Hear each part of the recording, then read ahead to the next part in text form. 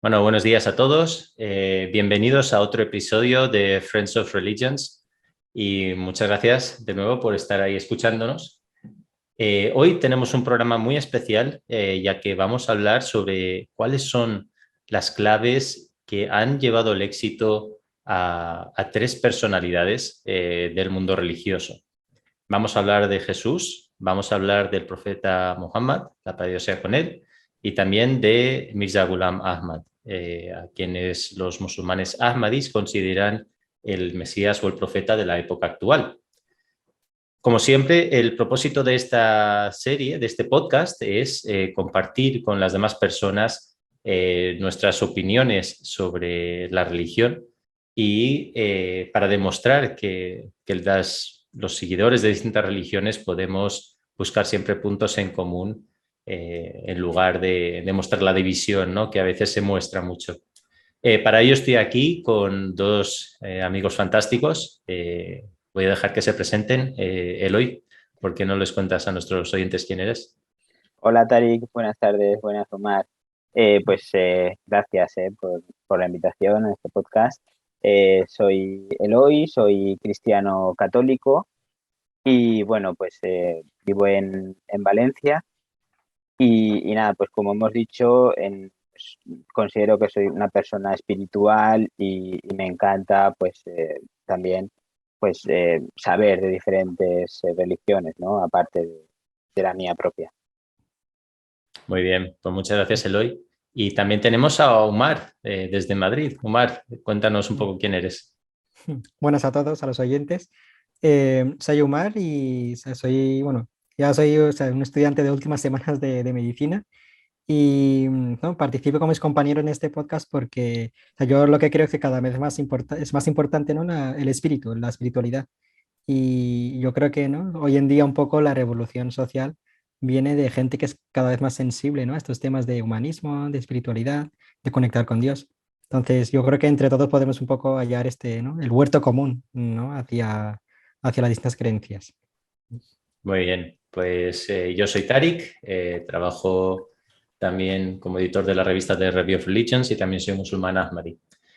Como siempre decimos, en estos podcasts vamos a dar nuestra opinión y no pretendemos ofender a nadie, ni que nadie se sienta que estamos intentando imponer, ¿no? nuestras opiniones. Y bien, dicho eso, ¿por qué no entramos ya de lleno en el tema? Como he dicho, vamos a hablar de tres personalidades que probablemente conozcáis algunas de ellas. Y yo creo que lo mejor sería entonces, ¿por qué no empezamos por orden cronológico, Eloy? En tu caso, como cristiano, ¿por qué no nos hablas sobre quién era Jesús, ¿no? Y qué es lo que hizo a lo largo de su vida? Vale, gracias. Bueno, pues para mí es un honor, ¿no? Poder hablar sobre la figura de Jesús. Yo no soy sacerdote, soy una persona practicante, pues cristiana católica, pues que me gusta el tema de la religión, me informo, leo la Biblia, el Evangelio y bueno, practico, voy a misa, intento ir casi todos los domingos que puedo. Y bueno, pues voy a transmitiros nada, para mí lo que es más importante, ¿no? Sobre la figura de Jesús. Bueno, a modo de introducción, para los cristianos, Jesús es el Hijo de Dios. Es Dios y perfecto hombre a la vez, hombre sin pecado. Jesús forma parte del concepto cristiano de Dios, un único Dios que se manifiesta de tres formas o en tres personas, lo que se conoce como la Santísima Trinidad, Dios Padre, Dios Hijo y Dios Espíritu Santo. Pues Jesús sería Dios Hijo. Para los cristianos, Jesús es el Mesías prometido por las escrituras del Antiguo Testamento, donde Mesías en hebreo significa ungido de Dios. La traducción del término ungido en latín sería Christus y en griego Christos, ¿no? Y de aquí el término Cristo, ¿no? Que se usa como sinónimo de Jesús, ¿vale? O también podemos decir Jesucristo. Y también es conocido como Jesús de Nazaret, por ser Nazaret la ciudad de donde vivió durante la mayor parte de su vida. Entonces, bueno, pues para el resto de religiones, el judaísmo y el islam, ¿no? Pues por ejemplo, Jesús es un profeta de Dios, una persona inspirada por Dios y a través de la cual pues Dios revela pues su mensaje a la humanidad. Pues para los no creyentes, pues Jesús fue un personaje histórico que con su mensaje pues cambió la historia del mundo occidental, ¿no? Dividiendo la historia entre antes y después de Cristo. Y bueno, pues Jesucristo nació en el año 1 del calendario occidental en la ciudad de Belén, actualmente es Cisjordania, en Palestina, y vivió con su familia en la ciudad de Nazaret, que ahora es estado de Israel, ¿no? Hasta los 30 años de edad, y a los 30 años empezó a predicar el Evangelio, ¿no? Su mensaje. Eh, Jesucristo, después de 3 años de predicación, pues murió en la cruz a los 33 años en la ciudad de Jerusalén, que es la capital de Israel y Palestina. Y pues resucitó al tercer día y ascendió a los cielos a los 33 años y 40 días, ¿no? 40 días después de su resurrección ascendió a los cielos. Bueno, y esto es una síntesis, ¿no? De pues quién es Jesús. Muy bien. Sí, ¿ibas a continuar, Eloy? Sí, ahora continúo con qué ha conseguido. No, vamos a presentar a los demás personajes, yo creo, primero, Vale, y luego podemos hablar de los logros de cada uno. Yo creo que así vale, podemos también rotar más entre los tres. vale. Vamos a hablar ahora del profeta Muhammad, la paz de Dios sea con él, que también se conoce aquí en España comúnmente como Mahoma. Y voy a explicar un poco resumidamente quién es y qué hizo a lo largo de su vida. Muhammad nació en el año 570 después de Cristo en la ciudad árabe de la Meca y se crió en esa época en una sociedad bastante, digamos, por decirlo así, incivilizada, incluso barbárica. Los árabes de aquella época eran conocidos por diferentes aspectos, pero entre ellos cosas como que enterraban a sus hijas vivas cuando nacían, o que se emborrachaban hasta el punto de que vamos, se volvían completamente personas muy bárbaras, no tenían ni un ápice de civilización y eran gente realmente complicada. Bien, el Muhammad, la paz de Dios sea con él, quedó huérfano a una edad muy temprana. Y de hecho, durante su juventud mostró tanta veracidad, integridad y piedad que era conocido en su tierra natal como el honesto y el sincero. En árabe le apodaban el Amin, ¿no? Que significa el honesto. Él era analfabeto, no aprendió ni a leer ni a escribir, y cuando tenía 25 años se casó con una mujer llamada Jadilla, que era una viuda que tenía algo de riqueza y un negocio comercial. Pero él desde el principio decidió adoptar un estilo de vida sencillo y en ese momento y durante toda su vida, cuando la riqueza llegaba a sus manos, rápidamente la regalaba o la donaba a los pobres y a los necesitados. Luego, a la edad de 40 años, declaró que había recibido una revelación a través de la cual Dios le elige como profeta para predicar sus enseñanzas, que se recopilaron y se conoce hoy en día como el Corán, ¿no? Entendemos que son las enseñanzas de Dios reveladas directamente al profeta. Esta declaración de que él era un profeta de Dios generó rechazo en gran parte de los habitantes de la Meca.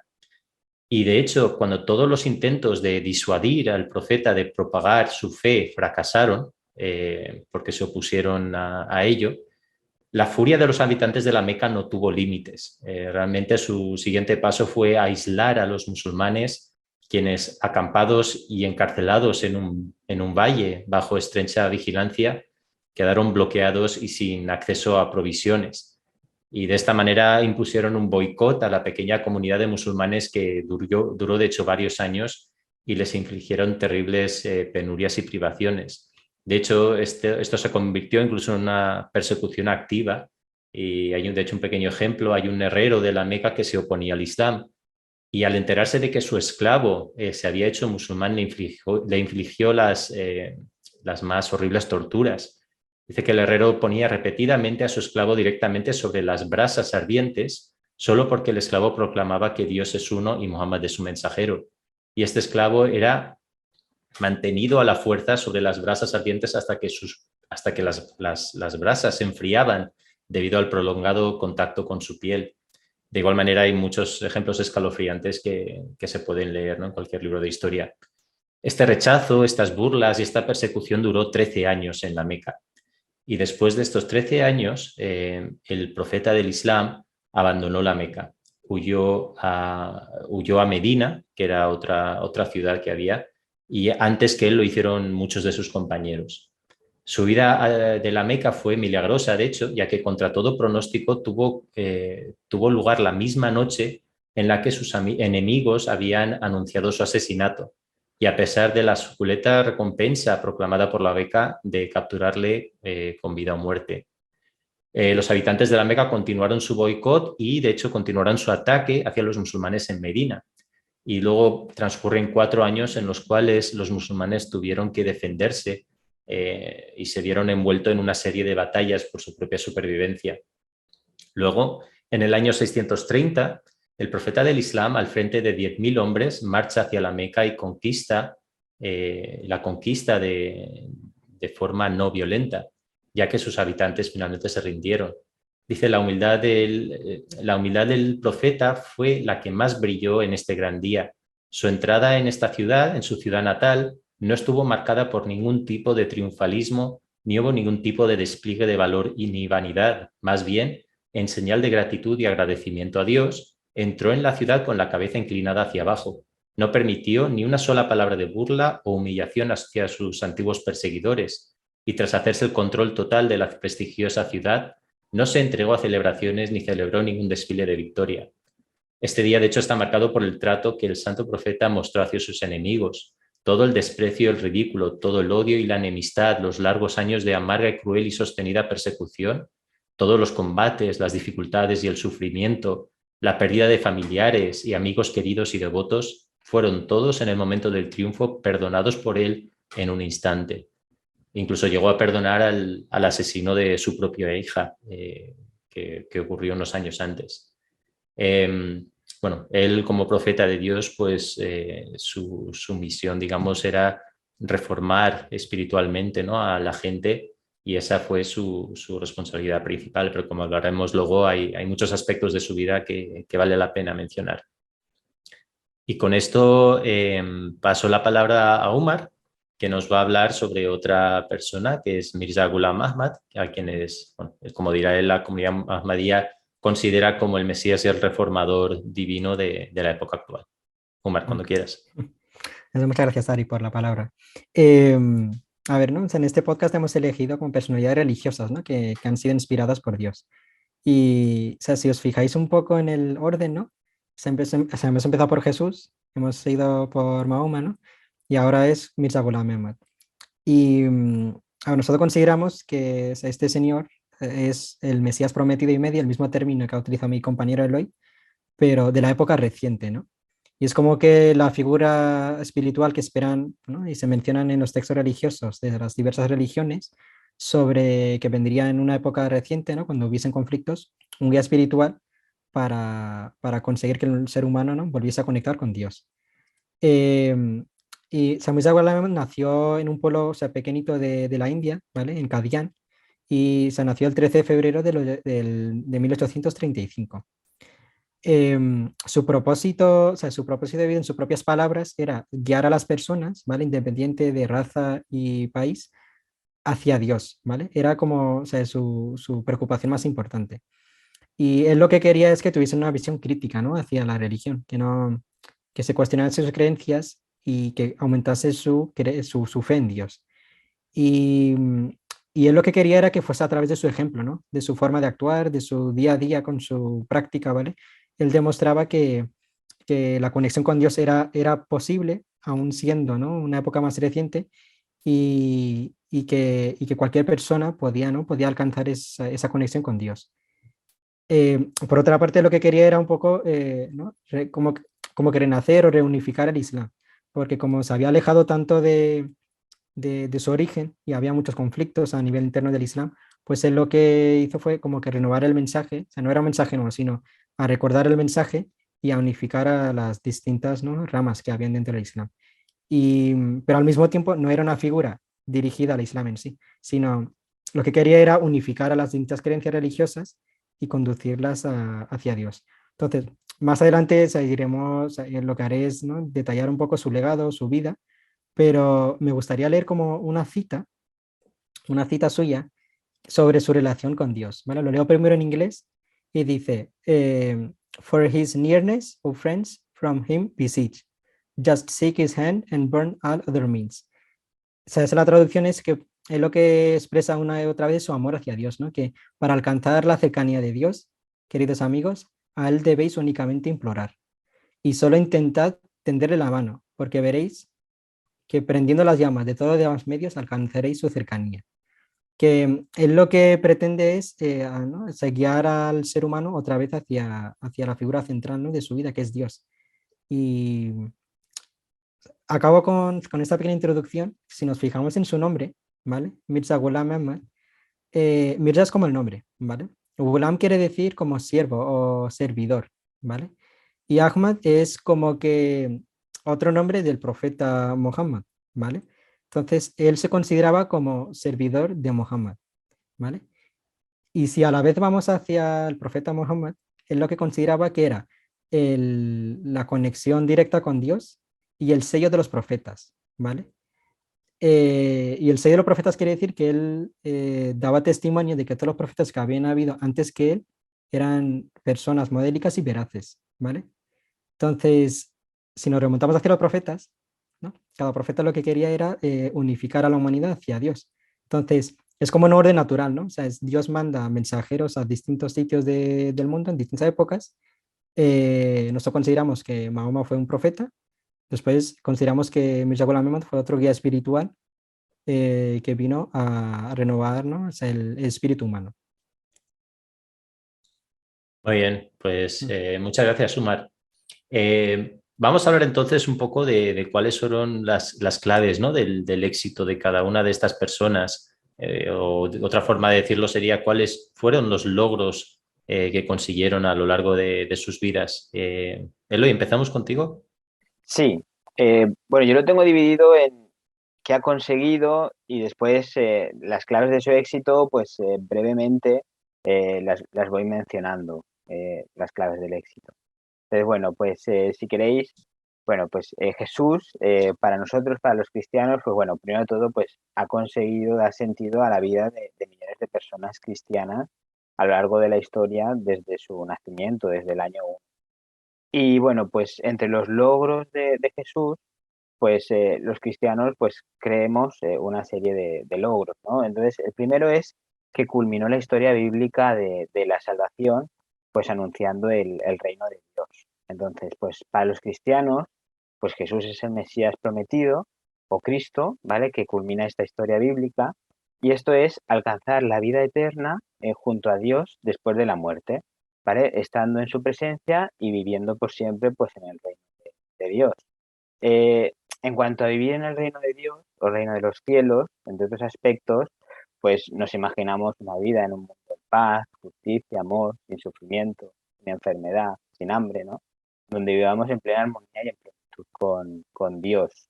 Entonces, pues los cristianos creemos que en quien crea en Dios, en Jesús, y ponga en práctica su mensaje, ¿no?, que está descrito en los evangelios, pues alcanzará la salvación y tendrá vida eterna en el reino de Dios o en el reino de los cielos, tal como dice Jesús pues en los evangelios. Entonces, bueno, pues Jesús invita a todos los hombres a entrar en el reino de Dios, ¿vale? Y dice eso, que aún el peor de los pecadores es llamado a convertirse, ¿no?, siguiendo sus enseñanzas y aceptar la infinita misericordia de Dios Padre, ¿no? Entonces, bueno, que muchos cristianos creemos, entre los que está la Iglesia Católica, también que el reino de Dios puede ser alcanzado aquí en la tierra, ¿no? O en nuestra vida diaria, ¿no? Si vivimos poniendo en práctica pues las enseñanzas de Jesús, ¿vale? Y contribuyendo de esta forma pues a crear un mundo mejor, ¿no?, aquí y ahora, ¿no? El reino de Dios no tiene por qué ser solo después de la muerte, sino que está aquí también en la tierra.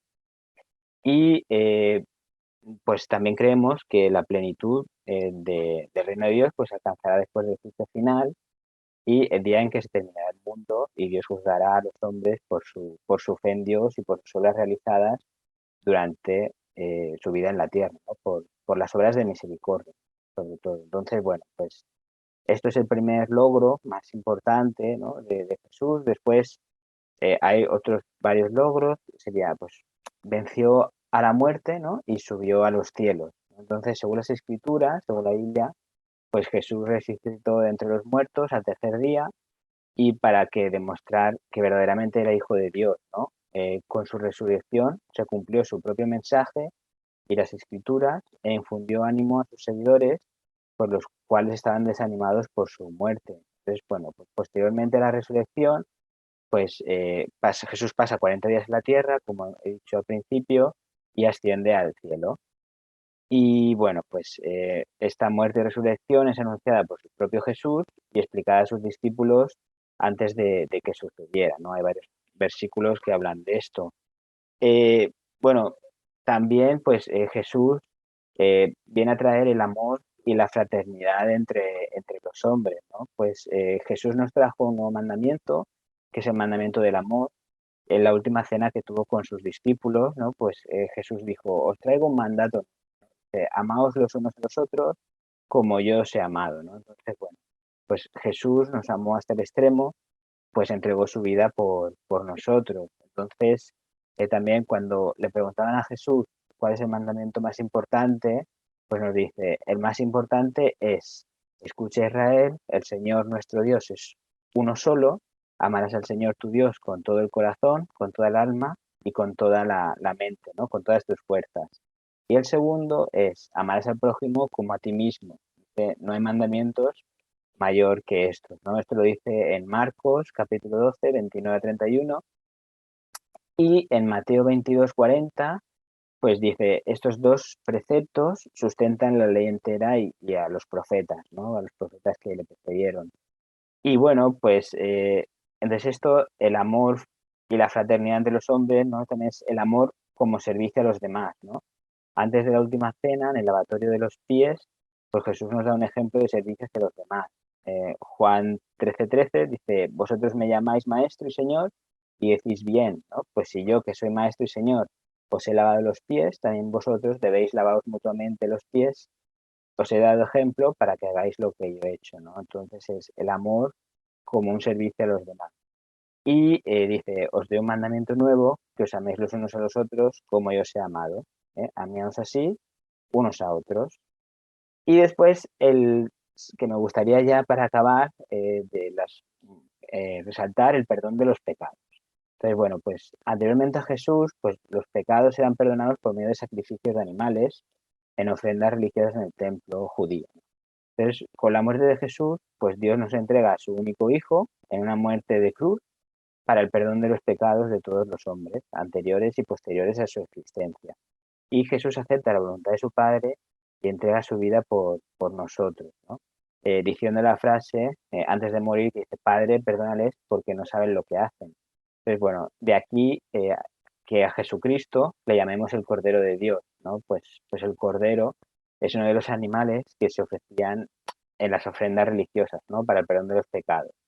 Y pues desde aquel día, pues Dios perdona nuestros pecados siempre y cuando pues mostremos arrepentimiento e intentemos no volver a pecar, ¿no? Y bueno, pues en la Iglesia Católica está el Sagrado Sacramento de la confesión, por el sacerdote tiene potestad también para perdonar los pecados en nombre de Dios. Y esto es un poco lo más relevante de su mensaje. Y después, bueno, no sé si queréis avance con las claves de su éxito. Sí. Sí, yo creo que continúa Eloy y ya luego, si quieres, ponemos en común los puntos de todos cuando cada Vale, uno hable de su parte, yo creo. vale, gracias. Bueno, de las claves de su éxito, pues tengo 5 claves. Brevemente, pues la primera sería la conexión con Dios. Pues Jesucristo, como hijo de Dios, tenía una conexión especial con Dios, ¿no? Y sus enseñanzas y sus palabras, pues son palabra de Dios, ¿no? Para nosotros los cristianos. Y estas palabras se recogen en el Evangelio. Entonces, bueno, conexión con Dios, la primera.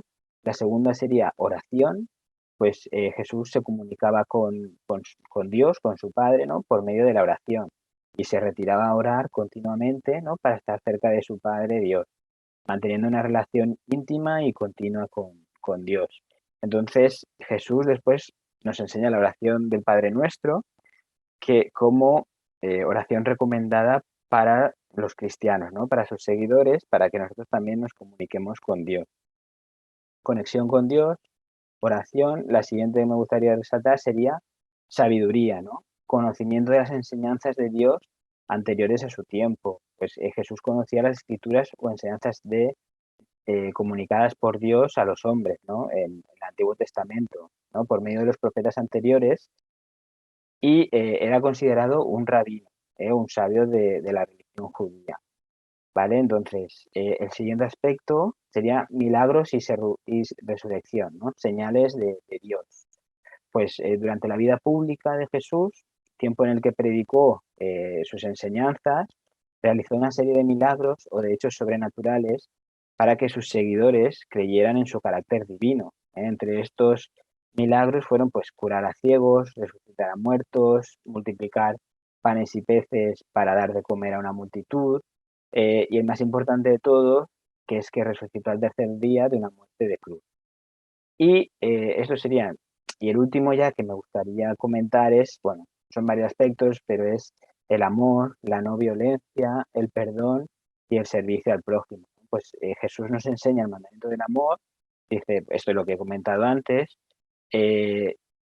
bueno, pues y entregó su vida para nosotros, para el perdón de nuestros pecados. Después, en no violencia, pues Jesús era perfecto Dios y perfecto hombre, y como hombre, pues optó por no usar la violencia como respuesta a las agresiones que cometían contra él. En este sentido, se dejó arrestar, por ejemplo, en el Huerto de los Olivos, sin oponer resistencia.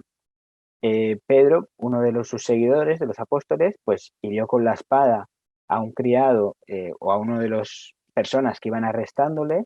E inmediatamente, pues Jesús realizó un milagro, le curó la oreja y le dijo a su seguidor que no tenía que oponer resistencia, que él iba a afrontar la voluntad de Dios, que era entregar su vida por los hombres, ¿no?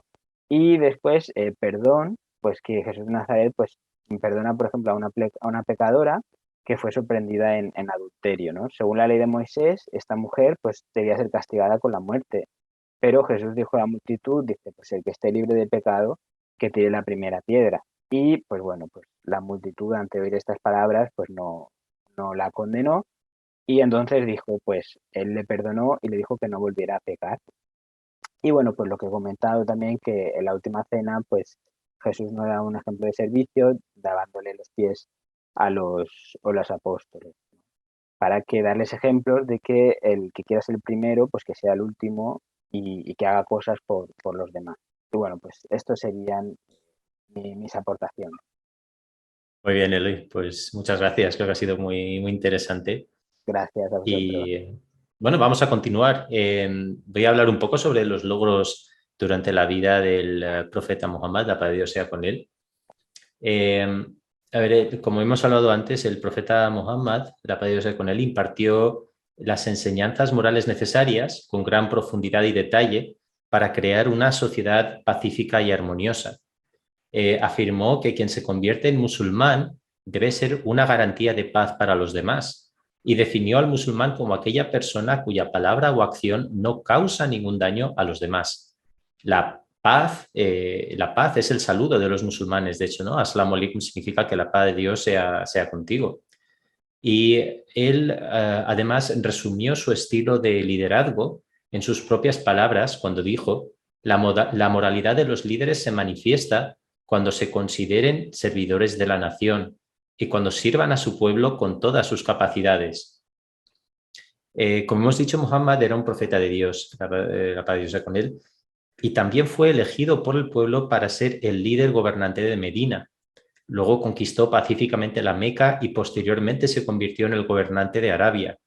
El peso del liderazgo sobre sus hombros sigue siendo realmente incomparable. Sin embargo, a pesar del rango que se le otorgó, el aspecto más destacado de su liderazgo fue su integridad y su humildad. Durante el siglo VII, en medio de la sociedad incivilizada, machista y violenta de Arabia, bajo el gobierno del profeta del Islam se hicieron progresos sorprendentes en Medina para avanzar en la causa de los derechos individuales y colectivos. De hecho, por primera vez entre los árabes se estableció una sociedad ordenada y civilizada. Por ejemplo, instauró por primera vez los derechos fundamentales de las mujeres, como la educación, el divorcio, el voto, la herencia, etc. Y también implementó soluciones eficaces que aliviaron la desigualdad económica entre los ricos y los pobres.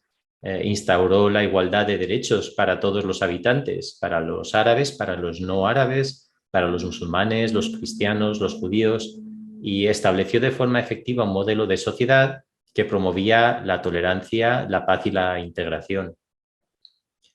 Además, nunca hizo campaña, ni se jactó, ni aprovechó o incluso ni siquiera se enorgulleció del hecho de que fuera un líder con responsabilidades tan grandes.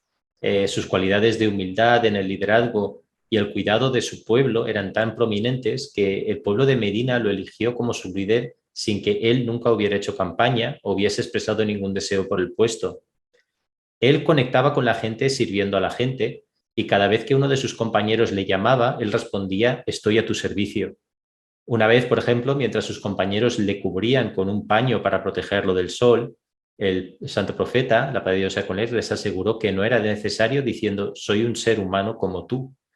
En otra ocasión, cuando un compañero vio que el cordón de uno de sus zapatos estaba roto, tomó el zapato para arreglarlo. Sin embargo, el profeta del Islam se negó y le dijo: esto es un trato preferencial y no me gusta que se me dé ninguna preferencia. En fin, estos son algunos de los ejemplos de la humildad que mostró y que demostró. Y fue esta humildad la que no solo sorprendió, sino que también atrajo a la gente hacia él. De hecho, el santo profeta practicó realmente sus propias palabras cuando dijo que el líder de una nación es su mayor siervo. Eh, y de hecho, lo que le diferencia de muchos otros líderes de la historia es que fue realmente su honestidad, su integridad, la justicia y moralidad y sobre todo la humildad con las que él dirigió todo su trabajo y en general su vida, ¿no? Y como he dicho antes, es realmente lo que consiguió hacer que las enseñanzas del Corán y del Islam como religión se extendieran por gran parte del mundo, ¿no? Desde la China hasta España. Y bueno, en resumidas cuentas lo que quería mencionar sobre él. Hay muchos aspectos que podríamos cubrir, estoy seguro, pero bueno, voy a pasar la palabra a Omar ahora para que continúe él hablando sobre los logros y las claves del éxito del Mirza Ghulam Ahmad. O sea, aprovecho, ¿no? Ya que ha dicho Tarik de que hay muchísimos aspectos que se pueden cubrir, que si al oyente le fascinan esos temas, ¿no? Se puede indagar en las páginas web, ¿no? Del Islam, Review for Religions, Al-Hakam, ¿no? Donde o sea, hay como una multitud de artículos de diversos temas y o sea, yo creo que sería bastante agradable, ¿no? Que el oyente los ojee. Bueno, a ver, yo sigo con Mirza Ghulam Ahmad, que o sea, los logros, ¿no? O sea, qué es lo que hizo durante su vida. Y yo creo que sobre todo lo más importante es el legado que ha dejado detrás, ¿vale? Y o sea, lo que vais a ver es como es un patrón, ¿vale? Él es como un guía espiritual que realmente recuerda, ¿no? a la humanidad el mensaje de los profetas anteriores, sobre todo de Muhammad, y lo que él quiere es que guiar a la humanidad hacia Dios de nuevo, ¿no? Entonces, Mirza Ghulam Ahmad era un sabio y un orador, ¿no? En su época.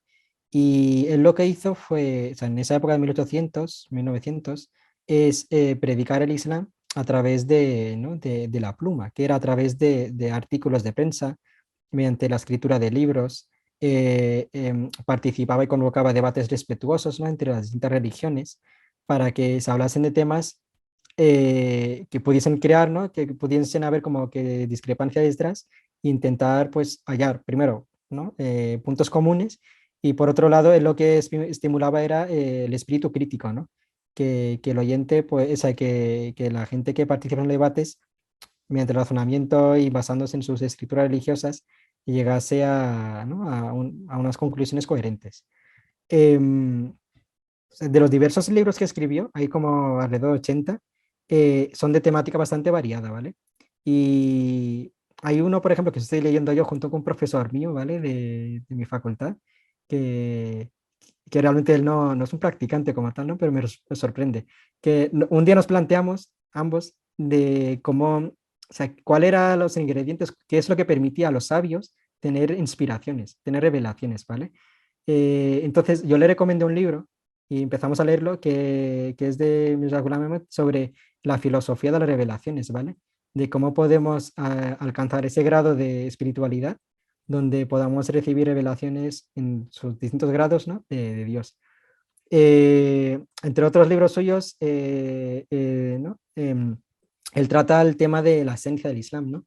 De realmente como desde el origen del Islam hasta que aparece él, pues había ciertos temas que se habían malinterpretado, que se habían alejado, ¿no? de la esencia. Entonces él, pues, como que basándose en el Corán y en la vida del profeta Muhammad, o sea, como que recuerda ese mensaje, ¿no? y lo explica.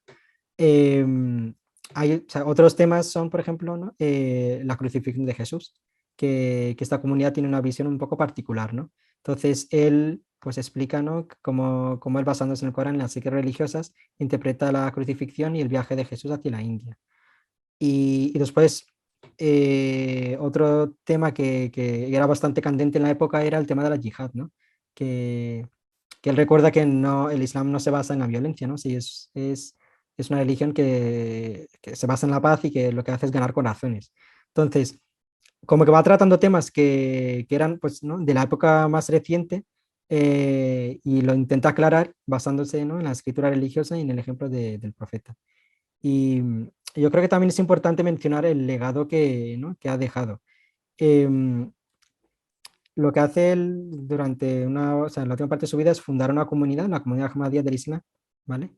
Y que realmente o sea, lo que él quería era que esta comunidad se distinguiese por la gente que lo integraba, ¿vale?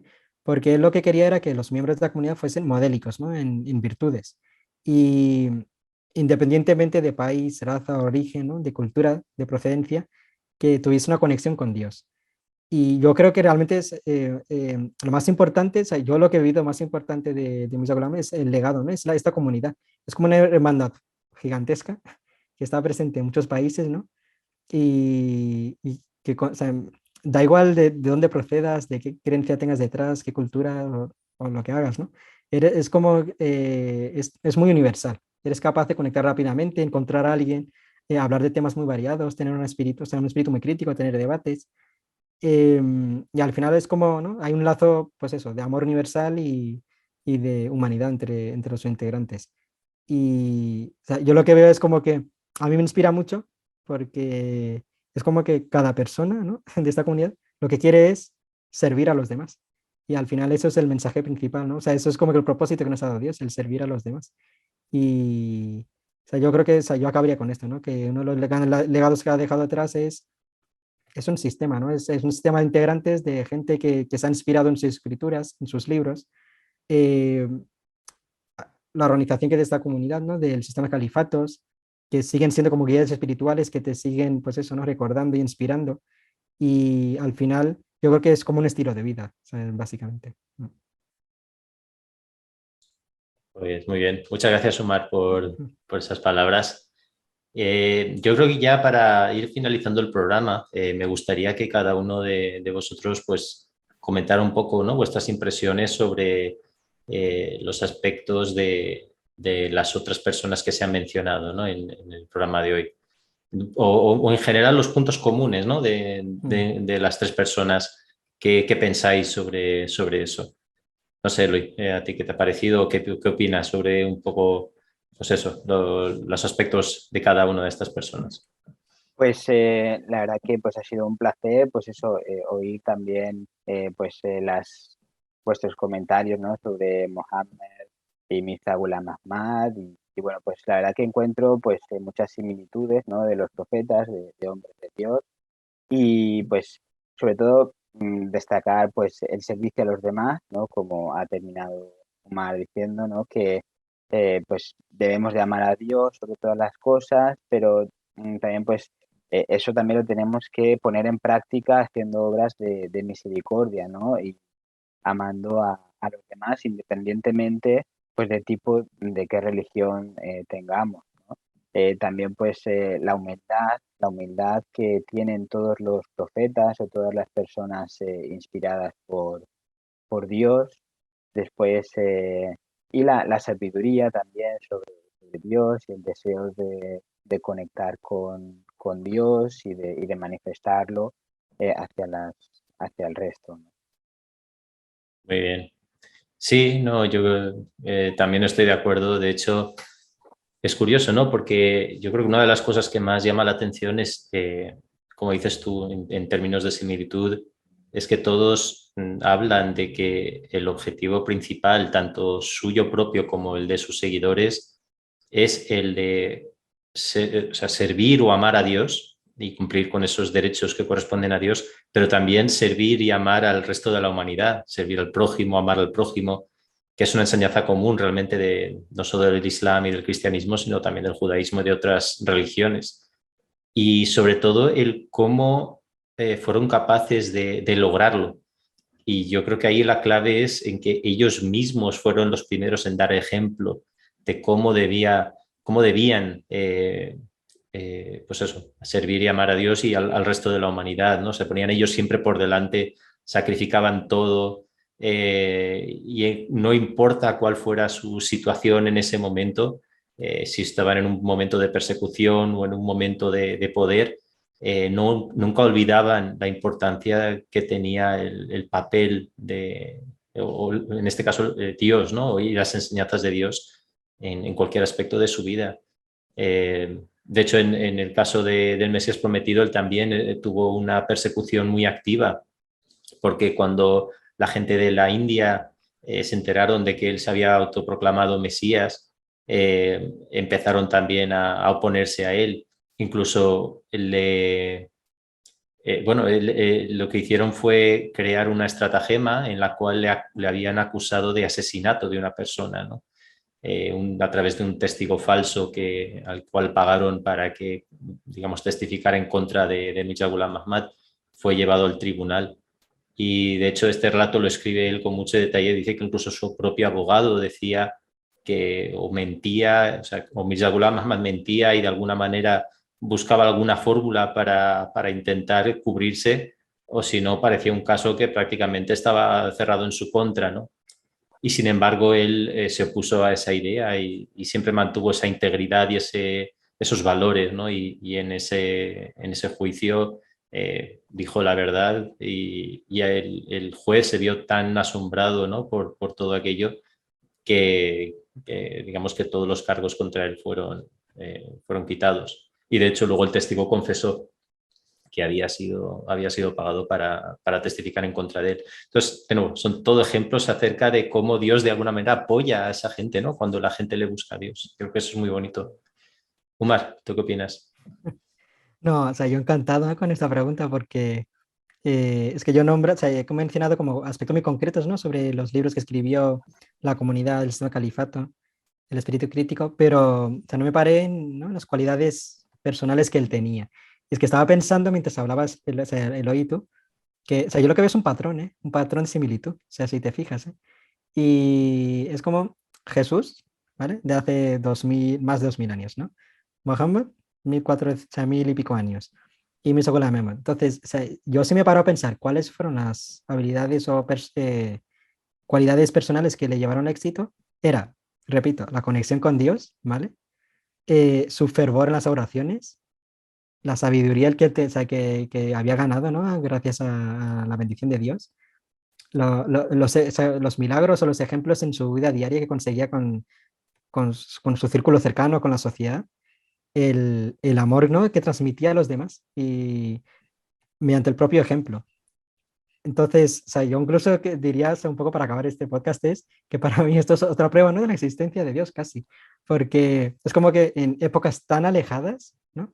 Y en personas tan distintas, ¿no? Que han nacido en sitios distintos y de culturas y de creencias incluso distintas, las cualidades son las mismas, ¿vale? Es como que nosotros realmente no sabemos cómo nacemos, de dónde venimos, ¿no? Pero es como que se repiten las cualidades internas y eso yo creo que es algo único del ser humano y yo lo que haría es animar a los oyentes, da igual qué creencia tengan, ¿no? Que simplemente pues indaguen cada una de estas figuras, ¿no? Jesús, Muhammad o Mirza Ghulam Ahmad, y que si hay algo que les gusta, que lo copien y que lo apliquen en su vida diaria, ¿no? Y a lo mejor, ¿no? Son capaces de aprender de gente sabia y convertirse en mejores personas. Muy bien, pues muy interesante. Eloy, no sé si quieres añadir algo más o con esto ya casi finalizamos. Sí, a ver, yo, bueno, simplemente decir también el poder de la oración, ¿no? Porque la oración, pues, es algo que nos comunica pues, a Jesús, a Mohammed y a Mirza Muhammad, pues, les comunicaba con Dios y a todos nos da mucha fuerza, ¿no? En nuestra relación con él. Pues sí, no, cuánta razón tienes. Pues nada, muchísimas gracias a todos los oyentes que nos han estado escuchando hasta ahora. Y bueno, simplemente para acabar, deciros que si queréis dejar algún comentario o tenéis alguna pregunta, podéis hacerlo a través de las redes sociales y también las comentaremos en el programa. Y bueno, pues eso es. Muchas gracias a todos y que la paz de Dios esté con todos vosotros. Hasta luego. Hasta luego, gracias. Muchas gracias.